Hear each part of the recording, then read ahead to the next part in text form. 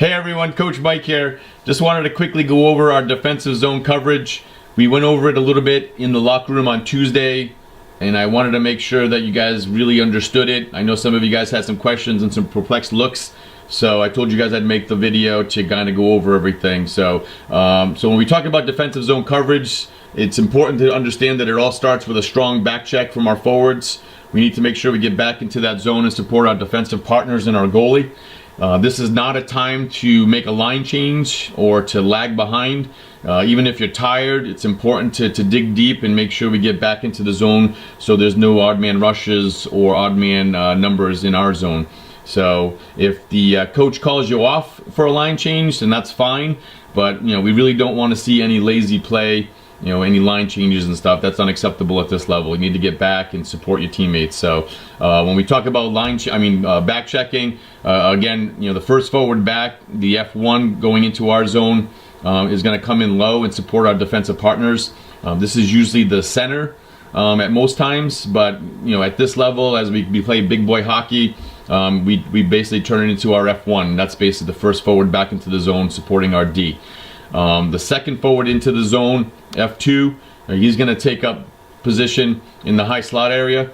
This is a very vulnerable area for us, when they're basically transitioning into our zone. So we want to make sure we pick up bodies in there and making sure there's no shots on net from that area.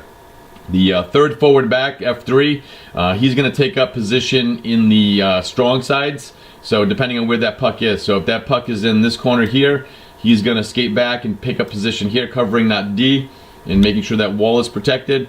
If the puck is in this corner, then he's going to back check and make sure that this area is covered. So that defenseman here is covered. We've got wall protection here. So, and again, it's all comes down to wheels. We need to make sure that everybody's moving, taking up position, and supporting our defense. We also talked about an imaginary line and an imaginary section on the ice that we need to be understanding of at this level. The first and foremost is the house. We need to make sure that we're protecting the house at all times. All right, any pucks in this area are obviously the best scoring opportunities for the opposing team, so we want to make sure that we're covering anybody in this area, and we're also making sure that any pucks that are in this area, loose pucks, we're shooting into the corners here. All right, we want to battle them in the corners. We don't want any loose pucks in that house area. All right, we also don't want to see any of our players just willy-nilly just slapping the puck, in this direction. All right, that causes very bad things to happen. All you're doing is giving the puck back to their defense, and all they're going to do is just slap shot back into our net area, and bad things happen there. So again, if we have this loose puck, don't wait for a goalie to cover it up. If you see it's loose, just jam it into the corner, and then we go back and battle for it one-on-one. In those areas, it's safer instead of having that puck in front of our net. The other line we want to talk about, is the line that goes down the center here with the dots. All right, this is the defense side and the offensive side, so to speak. We always want 3 players, on the low side. All right, and then we'll have 2 players on the high side. What we were seeing during our scrimmage is, we left our 2 defensemen down low, and then we had a winger up here, our center was hanging high, and then we had another winger up here. So this is bad hockey. It basically gives them, the opportunity to have 3-on-2s all day long. All right, and then our defensemen are basically left high and dry. So we want to make sure, again, 3 players down low and 2 players up high. All right, that's how we play at this level, and making sure that we have good zone coverage. All right, there's no excuses for again, our center hanging high for that breakaway pass. All right, it's important that we have those 3 players down low covering, supporting our defense and our goalie. All right, so basically when we do our our zone coverage,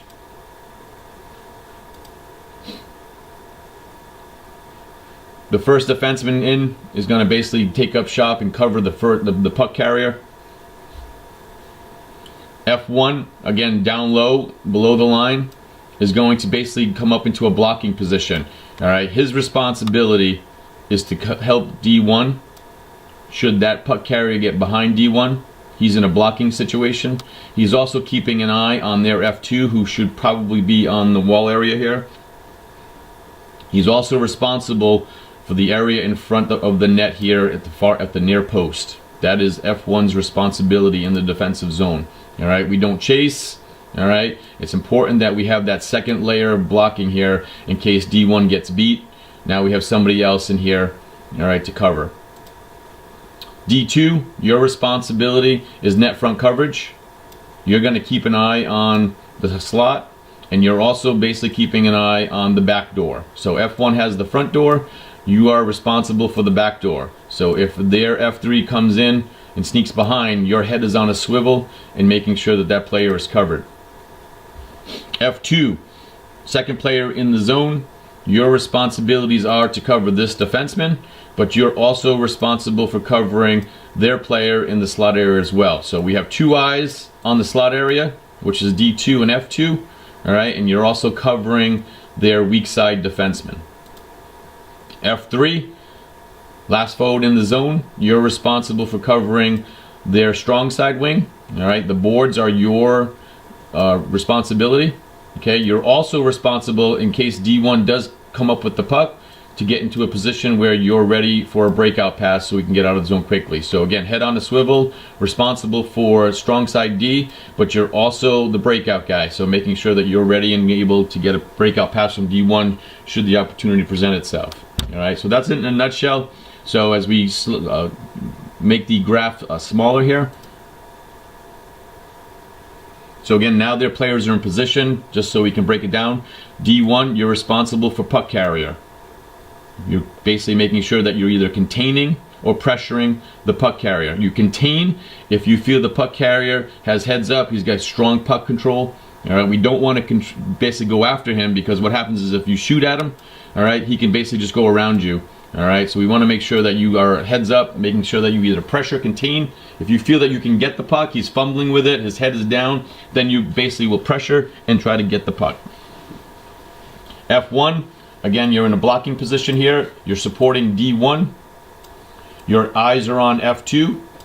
All right, we don't want you here, okay, because then this leaves all of this gray area here open in case D1 gets beat. So it's important that you stay put, all right. Keep an eye on F2. All right, if he does get the puck, all right, then you can come in and attack. You're also again responsible for the near post area, making sure nothing's getting into this zone area. D2, once again, you're responsible for net front coverage. Eyes are on high slot guy.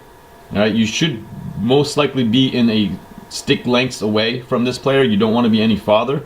All right, we want to make sure that we stop any type of shooting opportunity from this area. You're also again responsible for the back door. There should be no reason why this guy is sneaking behind here for a one-time pass without you keeping an eye on him. All right, sticks are on the ice, head is on a swivel at all times, making sure we're taking away passing lanes. F2, you have a big responsibility as well. All right, again, your eyes are in two different directions. You're covering the weak side defenseman, making sure that there's no passing and shooting going on from this zone.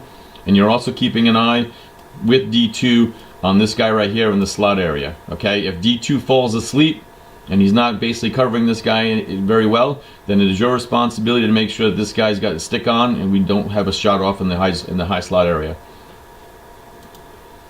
And then we have the F3. Again, your job is to cover strong side D. You don't want to be too high. All right, because you want to be in an area where if D1 gets the puck, he can basically give you a breakout pass real quick and we're out of the zone.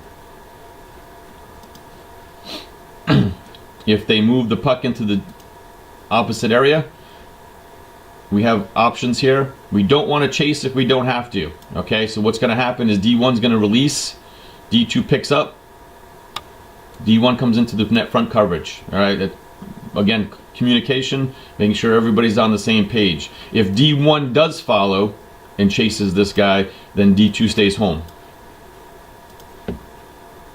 So again, D2 pulls off, becomes D1.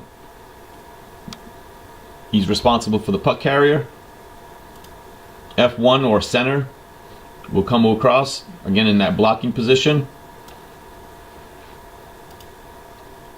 D1 pulls off, becomes D2, net front coverage, responsible for a high slot and back post.